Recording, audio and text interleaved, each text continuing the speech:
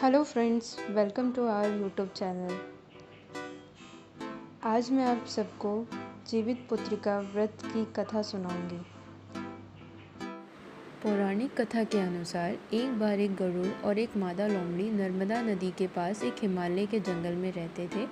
दोनों ने कुछ महिलाओं को पूजा करते और उपवास करते देखा और खुद भी इसे देखने की कामना की। उनके उपवास के दौरान लोमड़ी भूख के कारण बेहोश हो गई और चुपके से भोजन कर लिया। दूसरी ओर चील ने पूरे समर्पण के साथ व्रत का पालन किया और उसे पूरा किया। परिणाम स्वरूप लोमड़ी से पैदा हुए सभी बच्चे जन्म के कुछ दिन बाद ही खत्म हो गए और चील की संतान लंबी आयु के लिए धन्य हो गए। इस कथा के अनुसार जिमुतवाहन गंधर्व के बुद्धिमान और राजा थे। जिमुतवाहन शासक बनने से संतुष्ट नहीं थे और परिणाम स्वरूप उन्होंने अपने भाइयों को अपने राज्य की सभी जिम्मेदारियां दी और अपने पिता की सेवा के लिए जंगल में चले गए। एक दिन जंगल में भटकते हुए उन्हें एक बुढ़िया विलाप करती हुई मिलती है। उन्होंने बुढ़िया से रोने का कारण पूछा। इस पर उसने बताया कि वह सांप नागवंशी के परिवार से है और उसका एक ही बेटा है। एक शपथ के रूप में हर दिन एक सांप पक्षीराज गरुड़ को चढ़ाया जाता है और उस दिन उसके बेटे का नंबर था।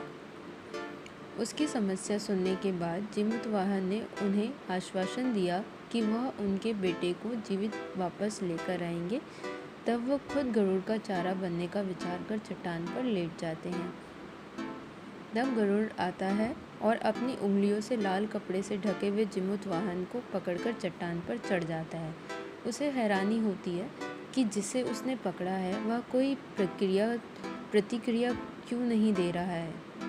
तब वह जिमुतवाहन से उनके बारे में पूछता है। तब गरुड़ जिमुतवाहन की वीरता और परोपकार से प्रसन्न होकर सांपों से कोई बलिदान नहीं लेने का वादा करता है। मान्यता है कि तभी से ही संतान की लंबी उम्र और कल्याण के लिए जितिया व्रत मनाया जाता है। जितिया व्रत की दूसरी कथा। जितिया व्रत की कथा महाभारत काल की घटना से जुड़ी है।